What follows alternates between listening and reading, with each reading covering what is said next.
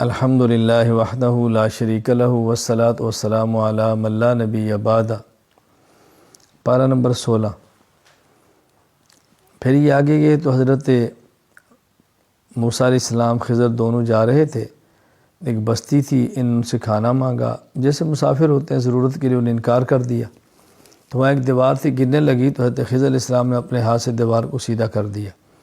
حضرت موسیٰ علیہ السلام نے فرمایا کہ تم نے دیوار سیدھا کی، ان سے پیسے لے لیتے، کھانا مانگا انہیں دیا نہیں، تم نے دیوار سیدھی کی، پیسے لیتے، اب اس کا کھانا کھا رہے تھے۔ تو حضرت خضر فرمانے لگے کہ اب یہ ہمارا آخری موقع ہے، اب میں اور آپ اکٹھے نہیں رہ سکتے۔ باقی تینوں کی حکمت سن لو۔ نمبر 1، کشتی کو توڑا تھا، جو کشتی والا میں چھوڑنے کے لیے آیا، اس کنارے پر بادشاہ کی عادت ہے کہ سالم کشتیاں چھین لیتا تھا، تو میں نے تختہ توڑ دیا تاکہ اس کے اندر عیب آ جائے اور بادشاہ نہ لے سکے، میں نے کشتی بچائی ہے ان کی۔ دوسرا، جو بچے کو قتل کیا، یہ بچہ اللہ تعالیٰ کی حکمت ایسی، اگر زندہ رہتا تو نافرمان ہوتا، تو اس کے بدلے میں اللہ تعالیٰ چاہتے ہیں ان کو اچھا بچہ دے دے جو نیک ہو، تو اس لیے نیک بچہ ان کو مل جائے گا۔ باقی یہ جو دیوار ہم نے سیدھی کی ہے، یہاں یتیم بچے ہیں، یہ دیوار کے نیچے ان کے والدین نے ایک سونا دفن کیا تھا، خزانہ، بڑے ہوں گے تو نکال لیں گے، تو اگر یہ دیوار گر جاتی، خزانہ نکلتا تو لوگ کھا جاتے، تو بچے کے بڑے ہونے کا انتظار کون کرتا؟ تو یہ حکمت تھی، یہ میں نے اپنی طرف سے نہیں کیا، سب اللہ تعالیٰ کی طرف سے تھا، تو وہ اللہ کی طرف سے ان چیزوں پر معمور تھے، اس لیے کوئی اشکال ہی نہیں ہے۔ جس طرح ملک الموت کے ذمہ ہے کہ آپ نے روح قبض کرنی ہے، تو کوئی ملک الموت پر اعتراض ہوتا ہے کہ کسی نے بندہ مار دیا ہے، اور اللہ کی طرف سے متعین تھے، اس لیے تکوینی امور جس کے ذمہ اس نے وہ کرنے ہوتے ہیں، قابل اشکال بات نہیں ہے۔ پھر آگے ذوالقرنین کا قصہ بیان کیا، وہ مغرب تک پہنچا، مشرق تک پہنچا، پھر ایک ایسے علاقے میں پہنچا کہ جہاں پر یاجوج ماجوج قوم تھی، اور اس علاقے کے لوگوں نے شکایت کی کچھ ان کا کریں، تو انہوں نے دیکھا ان کے پاس لاؤ لشکر بہت بڑی تعداد ہے، تمہاری ان سے جان چھڑائیں گا، یہ فساد بچاتے ہیں، تباہی بچاتے ہیں، ہم آپ کے ساتھ تعاون کرتے ہیں۔ حضرت ذوالقرنین نے فرمایا کہ مجھے تعاون کی ضرورت نہیں ہے، اللہ نے بہت کچھ دیا ہے، بس تم میرے ساتھ کام کرو۔ کام کرنے کا مطلب پتھر لاتے، تختے لوہے کے بناتے، وہ لاتے اور اس کو سیسہ پلائی دیوار، سیسے کے ذریعے اس کو ڈالتے جاتے، اور جیسے سیسہ پلائی دیوار ہی گویا بہت بڑی دیوار بنا دی اور ان کو وہاں پر بند کر دیا گیا۔ یہ اللہ تعالیٰ نے کی طاقت اور قدرت عطا فرمائی تھی جس سے ذوالقرنین نے یہ کام کیا۔ مطلب یہ تھا کہ مشرق اور مغرب کا یہ بندہ حکمران تھا، جہاں سے سورج نکلتا ہے جہاں سے سورج ڈوبتا ہے، اللہ نے اس کو حکومت عطا فرمائی تھی۔ ذوالقرنین کو ذوالقرنین کہنے کی ایک وجہ بھی یہ ہے کہ قرن کہتے ہیں ایک طرف کو، سینگ کو، تو گویا مشرق ایک طرف، مغرب ایک طرف، یہ دونوں طرفوں کا حکمران تھے۔ سورہ کاف کے آخر میں اللہ تعالیٰ نے ایک بات سمجھائی ہے کہ اس بات کا بہت خیال کریں، اعمال کریں اور شرائط کا خیال کریں، کہ ایسا نہ ہو کہ نیک عمل کریں اور اس کے اندر کوئی قبولیت کی شرط نہ ہو تو عمل تباہ نہ ہو جائے۔ قبولیت اعمال کے لیے بنیادی طور پہ 3 شرطیں ہیں۔ نمبر 1، عقیدہ ٹھیک ہو، نمبر 3، نیت ٹھیک ہو، نمبر 3، عمل سنت کے مطابق ہو۔ آخر میں فرمایا کہ دیکھو میں بشر ہوں، تم بھی بشر ہو، میرے اوپر وحی آتی ہے، تمہارے اوپر وحی نہیں آتی۔ اور وحی کیا ہے کہ جو شخص یہ چاہتا ہے اللہ سے ملے، قیامت کے دن کا یقین رکھتا ہے، وہ شرک نہ کرے اور نیک عمل بھی کرے۔ اللہ تعالیٰ ہمیں شرک سے محفوظ رکھے اور نیک عمل کرنے کی اللہ تعالیٰ ہمیں توفیق عطا فرمائے۔ سورہ طٰہٰ، یہ سورت جو کہ شروع ہو رہی ہے طٰہٰ سے، اس لیے سورت کا نام یہ سورت طٰہٰ ہے۔ یہ طٰہٰ یہ مقطعات میں سے ہے، مقطعاتن کی جمع ہے، اور یہ قطعن سے جس کا معنی کاٹنا، طا الگ پڑھتے ہیں، ہا الگ پڑھتے ہیں، طٰہٰ، اس لیے حروف مقطعات کہتے ہیں۔ اس کا مطلب اور معنی اللہ کے علاوہ کوئی نہیں جانتا۔ اس صورت میں ایک تو موسیٰ علیہ السلام کا واقعہ بیان فرمایا ہے اور تفصیل سے بیان فرمایا ہے، کس طرح موسیٰ علیہ السلام کی اللہ تعالیٰ نے حفاظت فرمائی ہے، فرعون کے ظلم سے نجات کیسے دی ہے، اور لوگوں کے دل میں آپ کی محبت کیسے ڈالی ہے، موسیٰ علیہ السلام کی تربیت بچپن میں کیسی ہوئی ہے، دودھ اپنی ماں کا کیسے موسیٰ علیہ السلام نے پیا ہے، تو یہ ساری باتیں اللہ تعالیٰ نے بیان فرمائی ہیں۔ فرعون نے آرڈر جاری کیا تھا کہ اس نے خواب دیکھی، کہ اس خواب کی تعبیر لوگوں نے بتائی کہ ایک شخص بنی اسرائیل میں ہوگا جو تیری حکومت ختم کر دے گا۔ حل کیا تھا؟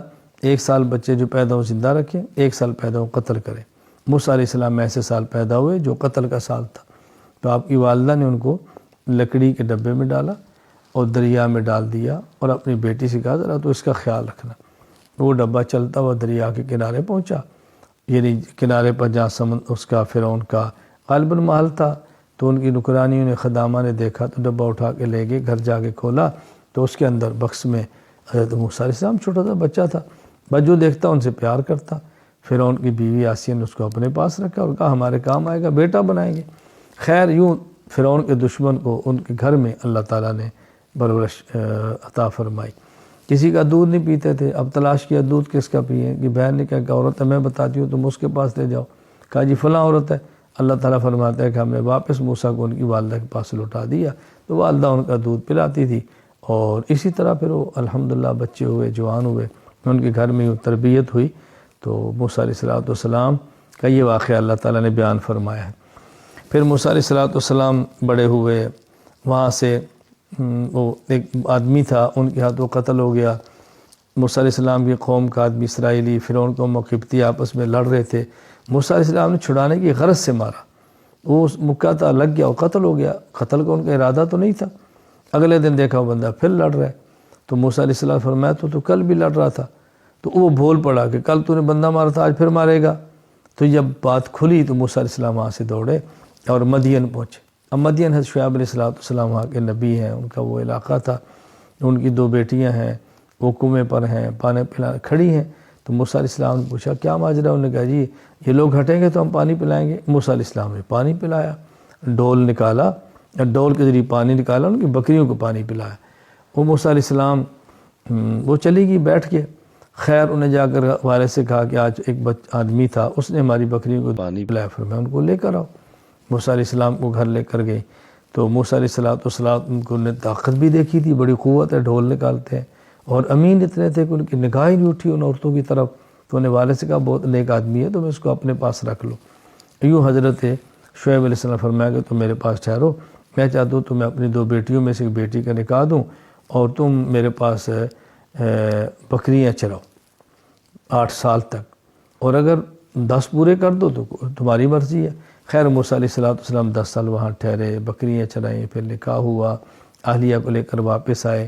راستے میں ان کو ضرورت محسوس ہوئی، دور سے آگ نظر آئی، وہاں گئے تو آگ نہیں تھی، تجلی الہی تھی۔ اللہ نے فرمایا تم جوتا اتارو، سامنے آؤ، وہاں موسیٰ علیہ السلام اور وحی آئی، تو یوں نبی بن کے واپس آپ مصر کے اندر آئے۔ پھر فرعونیوں سے مقابلہ ہوا، اللہ تعالیٰ نے ان کو فتح عطا فرمائی، ان کو غرق کیا۔ تو یوں موسیٰ علیہ السلام کا واقعہ بھی بیان فرمایا۔ اور پھر اسی کے اندر واقعہ ہے وہ سامری کا قصہ بھی بیان کیا۔ ایک وقت آیا موسیٰ علیہ السلام جب اپنی قوم کو لے کر نکلے، اور فرعون نے پھر پیچھا پیا، یہ ادھر سمندر کراس کر گئے دریا، وہ سارے غرق ہو گئے۔ تو ان کی جو خواتین تھی انہوں نے فرعونیوں سے ایک یعنی زیورات لے کے ہمارا شادی ہے ہمیں چاہیے، یوں زیور اکٹھا کیا، دریا کراس کیا، آگے چلے گئے۔ موسیٰ علیہ السلام کوہ طور پہ تورات لینے کے لیے گئے، تو سامری نے وہ سونا ان سے اکٹھا کیا، یہ تو تمہارا نہیں ہے، فرعونیوں کا ہے۔ خیر اس کو پگھلایا، اس سے پھر ایک بچڑا بنایا، اس بچڑے سے آواز نکلی۔ تو ایک موسیٰ علیہ السلام جب تشریف لائے تھے تو کہتے ہیں گھوڑا تھا جنت سے، جبرائیل جس پر سوار تھے، جہاں پاؤں رکھتا وہاں سبزہ اگتا، تو اس نے وہاں سے مٹی اٹھائی، وہ سمجھا اسے آواز نکلے گی۔ مختلف روایات ہیں، خیر بچڑا بنا آواز نکلتی تھی۔ تو انہوں نے کہا دیکھو موسیٰ علیہ السلام تو چلے گئے، خدا تمہارا یہ ہے۔ ان لوگوں نے اس کو پوجنا شروع کر دیا۔ موسیٰ علیہ السلام واپس آئے، غصے ہوئے، ایک طویل قصہ ہے۔ خیر موسیٰ علیہ السلام نے سامری سے فرمایا تمہاری سزا یہ ہے کہ تمہارے قریب کوئی نہیں آئے گا، جو ہاتھ لگائے گا اس کو بھی تمہاری طرح بخار یہ جو مرض ہے وہ لگ جائے گا۔ یوں سامری الگ تھلگ ہوا اور اسی حالت کے اندر پھر وہ مر گیا۔ تو یوں یہاں پہ حضرت موسیٰ علیہ السلام کا اللہ تعالیٰ نے واقعہ بیان فرمایا، اور کافی حد تک تفصیل کے ساتھ یہ واقعہ موسیٰ علیہ السلام کا بیان فرمایا گیا ہے۔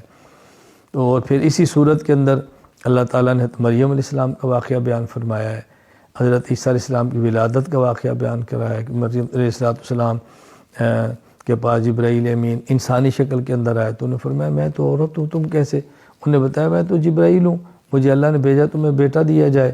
ان کے گریبان میں جیسی بھی انہیں پھونک ماری اس سے حمل ہوا۔ تو پھر وہ پریشان ہوگی، میں آپ لوگوں کو کیا جواب دوں گی؟